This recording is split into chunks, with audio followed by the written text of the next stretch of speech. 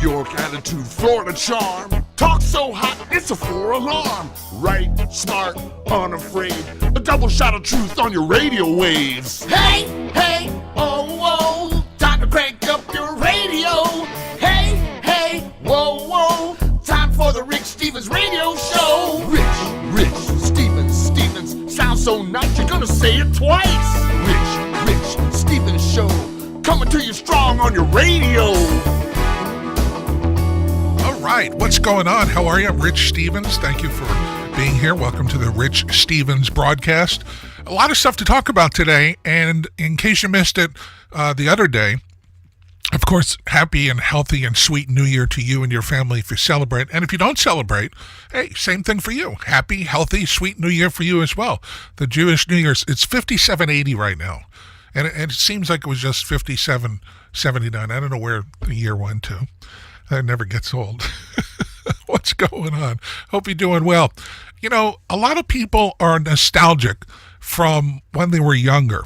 And I can kind of get in on this story a little bit because an ex-girlfriend of mine when I lived in Denver used to shop at Forever 21. And it's a great store. They had like these $3, $5 t-shirts and some other cool things. And she was obviously older than 21, but it was the kind of place that just made you see the stuff that you wanted to have or may have had when you were in, I guess in high school maybe, or maybe even in college. And now the news comes that they're planning to close up to 178 stores here in the United States. Now, they say the move is an important and necessary step to secure the future of the company. So I guess in reality, those $3 t-shirts weren't going to last forever. 21. See what I did there? But I can't help but wonder if there's a local South Florida tie to Forever 21 filing for bankruptcy and closing 178 stores. And that's because Ariana Grande, the singer from Boca, may have had something to do with this. Let me explain. Last week, she sued in federal court Forever 21 for over $10 million in damages because Forever 21 used Ariana's image in their ads without paying for it. Now, that's just not right altogether. But then on the other hand, you got to wonder if a company that has 178 stores that they're closing and there's others that are staying open, is it possible that they just don't have $10 million on hand to pay out in this lawsuit? These are the kind of things I wonder about. I lose sleep over this kind of crap at night too. But Forever 21 was always a cool store. You saw a lot of weird stuff in there, weird people too. But it was just, I enjoyed going with my ex-girlfriend to shop there for whatever reason. I think I just liked the fashion. It was very nostalgic. That's the best way I can put it. And speaking of nostalgic, I told you I was going to tell you about my Costco story that happened to me a week ago. And I've gone back and forth on this, wondering if in fact I should tell the story. And I think I've stepped in too deep that I couldn't go back and not tell you the story. So let me explain to you the story and how messed up my head is, at times. Because something like this, what I'm about to tell you, I have never done in my entire life. Quite frankly, I don't know anybody else that's done it in their entire life. And I have to call back Costco and speak to the assistant manager tomorrow and explain to her what exactly happened. So let me just get right to it and tell you the story. I was there, I guess it was last Friday, and I love their salads there. You know, their pre-packaged salads that you just like mix up the stuff, you put the schmutz in it, you just mix it up. It's a great salad. It saves a lot of time, and hey, they're really good. So anyway, I bought, let me see if I can remember what I bought. I bought some Caesar salad, some Mediterranean salad, and the, kale salad. I bought some frozen eggplant parmesan, which is great, by the way. Everything is great at Costco. And I didn't want to, last week was just a rough week for me. I didn't want to come home and do laundry. So I bought a 4-pack of boxer briefs. And what else? Oh, and I bought some mixed nuts, unsalted mixed nuts. That's what I bought. So I get home, I put everything, and I bought a pizza. And I get home and I put everything away. I'm eating a pizza, enjoying dinner. I was getting tired, ready for bed, go to bed. Wake up Saturday, and before I take a shower, I go look for my clothes to lay my clothes out. And I knew didn't have any underwear that wasn't clean, and that's why I bought the 4-pack of the new stuff, because I was too lazy to make the wash to begin with. And I go to look for the bag that had the underwear in it. Can't find it anywhere. I went through 3 boxes again that I knew were empty, but I looked through them again. Do you ever do that when you think, even though you did it, you do it again? I lifted up the boxes off the floor thinking maybe it fell on the floor. So now Saturday goes by. I said to myself, I'm going to call Costco on Sunday, because I'm guessing what happened is the person behind me, they're so fast to get you out there. The person behind me must have ended up going home with my underwear.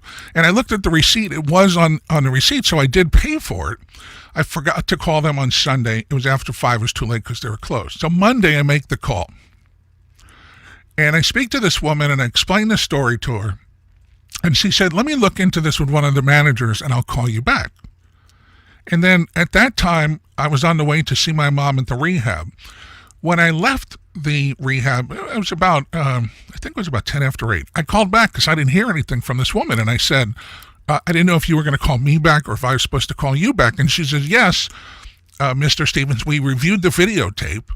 And I can tell you that your underwear is in the same box with the Caesar salads and the eggplant. And she didn't say anything after that, and I was like a little bit put back. Now, I know that obviously they have great security there. If they could tell you which box it's in, that's just amazing. But forget about that for a second. So a second of dead air, neither one of us saying anything. And I say to her, so what are you telling me? My underwear's in the refrigerator with the Caesar salad? She starts laughing hysterically and says, well, I didn't want to say anything. I said, well, that would really be insane if I did that. Now, remember, I'm in the car now driving home. I said, I'm not going to be home before you close. I'll call you and let you know what I find. And she says, well, I can also tell you the person behind you, there was none because you were the last customer. It was like 8:30. I was like the last one in that line. I had no idea. But the fact that she told me, it was a little bit eerie, as a matter of fact, that she said, your underwear is in the same box as the Caesar salad and the eggplant parmesan.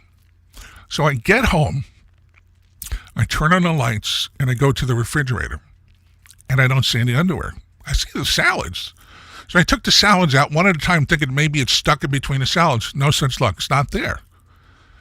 And then I look on the second shelf in the refrigerator where there's what looks like another bag of salad, and I just kind of moved it over, and then it dawned on me, wait a minute, that's my underwear. I cannot believe that I did something so, I mean, it's stupid. I'm a schmuck for doing this.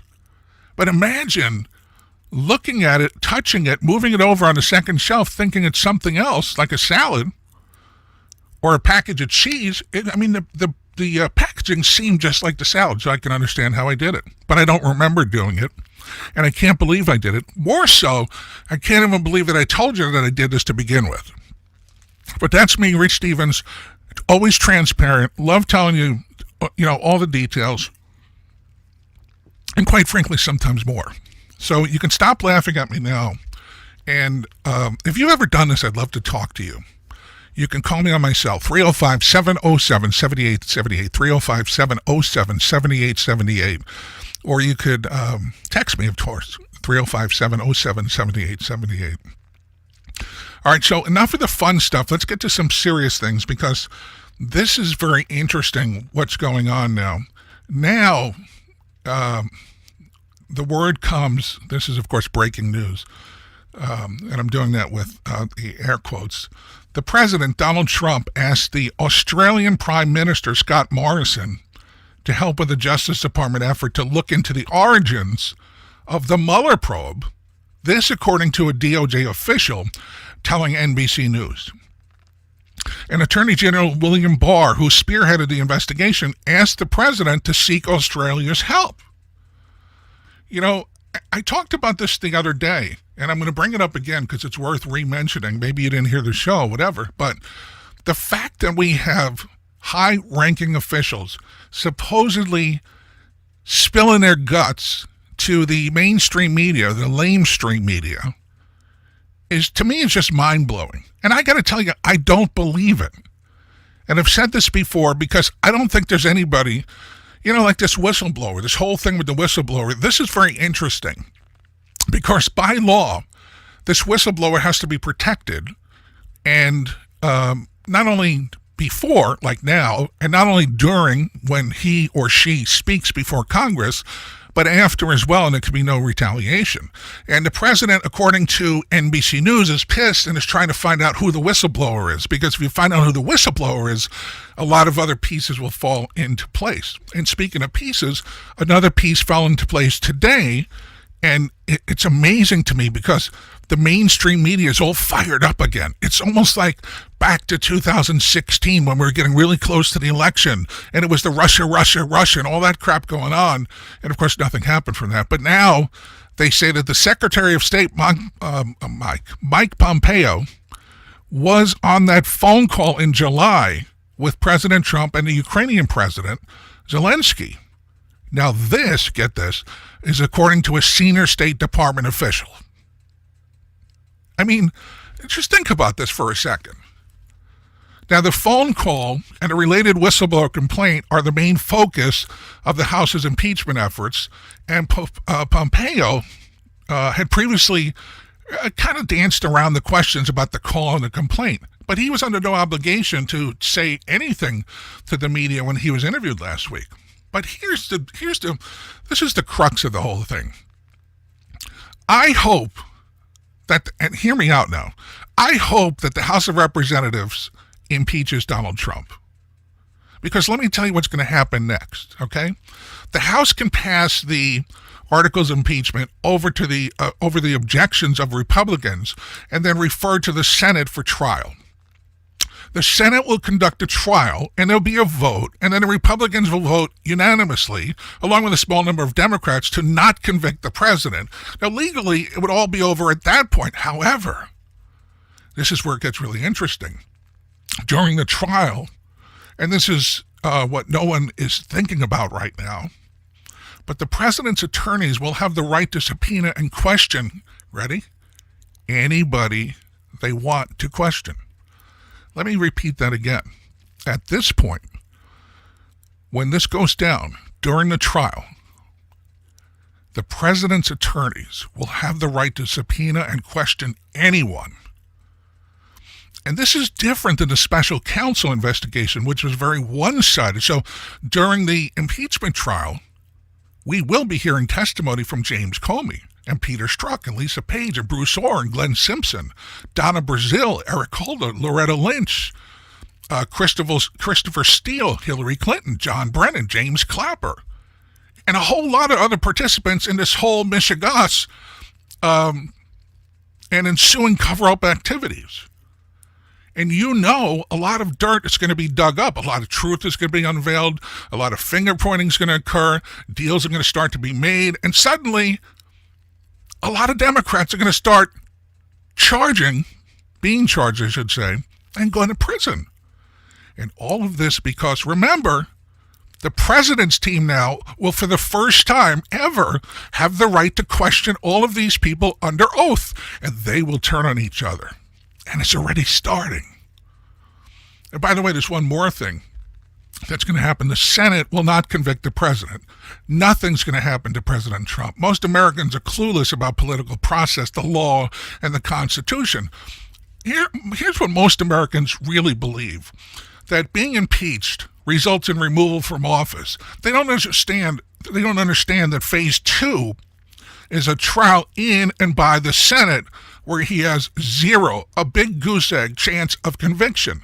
Because you got to remember that the Senate is controlled by Republicans, and they're going to determine what testimony is allowed, and everything will be allowed, including DNC collusion with the Clinton campaign to fix the election in favor of Hillary, the creation of the Trump dossier, and the cover-up of destruction of emails that very likely included incriminating information.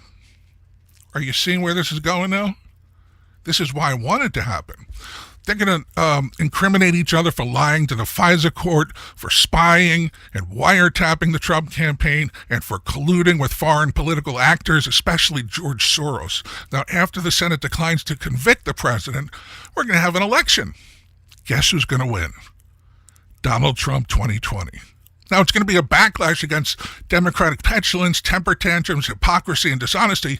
Even minorities will vote for Trump because for the first time, they're going to see that Democrats have spent more than 2 years focused on maintaining their own power and not doing anything at all about black murders in Chicago or homelessness or opioids and other important issues that are actually killing people. And then we're going to spend the following 4 years listening to politicians and pundits claim that the whole impeachment was rigged. So let's move on to impeachment. I mean, this is where we are today. And you got to think about that. And you really got to, I guess the best way to put it is, you got to, what is the best way to put it, actually? I guess it is what it is. Let it play out. I can't wait to see how they're going to be fighting for, no, this has got to be a closed-door session. No, this has got to be open to the public. And we want the cameras in here.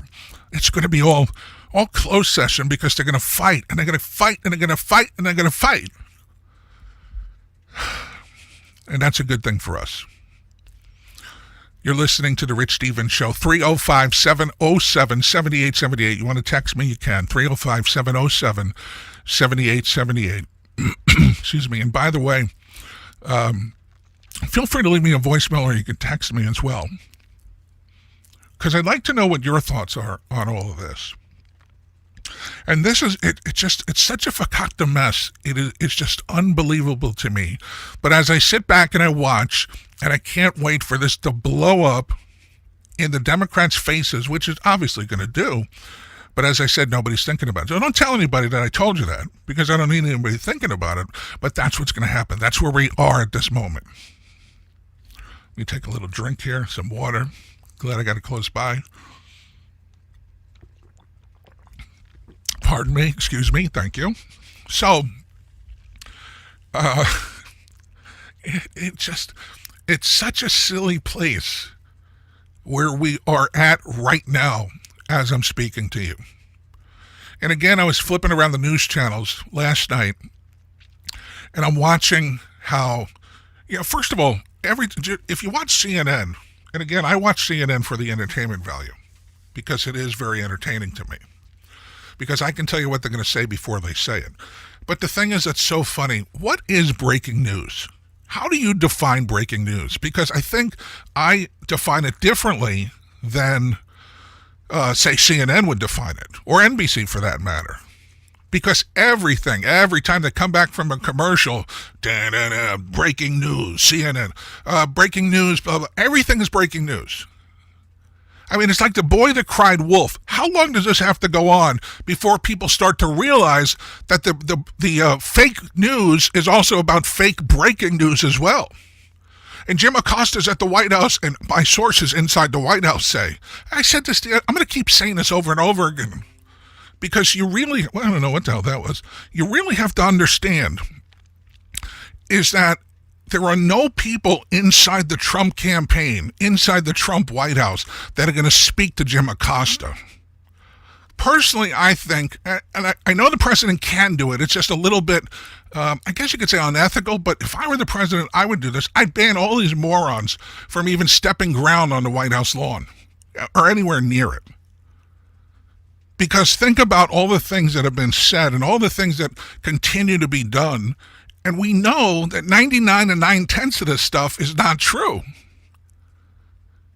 And also, the same thing happens to NBC and CBS and ABC. They all have sources inside, high-level sources in the DOJ, high-level sources inside the White House. I'm sorry to go on and on bitching about this, but this is exactly the same thing that I said the other day. And I wanted to say it again because it just aggravates me. It pisses me off to no extent. What makes it worse is there's a big part of this country that believes all this crap when they hear it and or see it. They believe it's true. They believe all the breaking news that comes through CNN, for those people that watch CNN and nothing else, that they're on top of the news, they're on top of their game. Do you know that CNN has their lowest ratings in the last 3 years than they have ever had since inception. That tells you a lot right there. And before you say right now, because I can see you looking at the radio, some people, and saying, well, Fox is no better. I agree, Fox is no better. I hate Fox News. I keep saying this over and over again. I've never, ever been a fan of Fox News because they do the same crap. I mean, when CNN had Leon Panetta last night to talk about Pompeo being on that call, because he was the former White House chief of staff for Clinton and for... I forgot who the other guy was. But whatever, it's just, I mean, what do you think he's going to say? He's on the other side. He's on the left side. We know what he's going to say before he even opens his mouth. And yet these, this should be, in radio, when you leave a radio station or even TV, they have a thing called a non-compete clause. This should be enforced in government too, but it should be longer. They should say when you leave Congress, when you leave the White House, when you leave whatever government position you had, especially if you're one of these people that had the secret classified, what is it called? The secret classified, when you have clearances. If you had a secret clearance with the United States government, you should not be allowed to be employed by CNN or Fox News or ABC or NBC or any of those networks for X amount of time. I'm thinking it's a year or two. I mean, yeah, you served your country. Yes, you did. But you also had high-level secret clearances, and you know things that you're not supposed to share with anybody. Now, I'm not saying anybody has shared anything, but if you go back in time over the last, 3-4 years, I think there's somebody we could find that actually did that. And that, my friend, is my opinion that these so-called high-level sources, this is where it's coming from. It's the people that these networks are employing that just lost and or quit their employment or are fired, whatever the case is, and because they don't say, my source John Doe, my source Leon Panetta, my whoever the source is.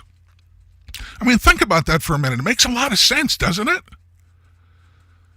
Because in radio, I've had contracts before where if I leave a radio station, I had to sit out for 6 months. I couldn't go to my competitor across the street. I'm a radio guy. I don't have any top secret clearance for anything. But these people do. They have firsthand knowledge of things that were going on, things that are going on, and things that will continue to go on and or go on for the first time. And that information in the public's hands or in another country's hands could be deadly to our country. And if you think about it, the country that's everybody's worried about Russia. Stop with the Russia already. We're past that. China is the country we have to worry about because China is the one that wants to get every bit, every piece, every sliver of our technology, and they want a piece of it. They want to be able to recreate it. Hell, you could get anything in China. They can make you your favorite pair of designer jeans for a tenth of the price. I got to tell you, I've seen these things before. There's really no difference between that and the real thing for a lot less money. So imagine if they start building our jets and our ships and our submarines. That's what we got to worry about. Our technology that allows people to go in the dark and shoot people.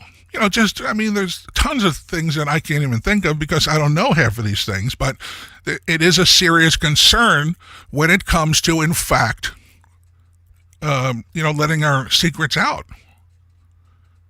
And it's really scary.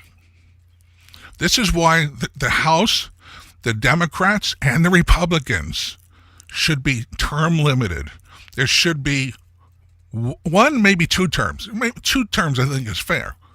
Instead of these career politicians that are there for their entire life, leaving Congress with millions of dollars in the bank, how is that even possible? How did Barack Obama leave office and had $14 million to buy a house and pay cash? How is that even possible? The salary of the president, if I'm not mistaken, and remember Donald Trump is not taking that salary, it's $450,000 and a $50,000 expense account. Now, he was in office 8 years. Do the math. He had to pay taxes just like you and me. So how did he end up with $14 million in the bank cash to buy that house? I don't know. You don't know. We don't know. We'll never know. But I can't wait until it's open season on all these people that never thought that they were going to be able to be questioned. And now it's about to happen. Hey, thanks for listening to The Rich Stevens Show. I really appreciate it. My text, 305-707-7878, 305-707-7878, or you could leave me a voicemail, 305-707-7878. This is The Rich Stevens Show.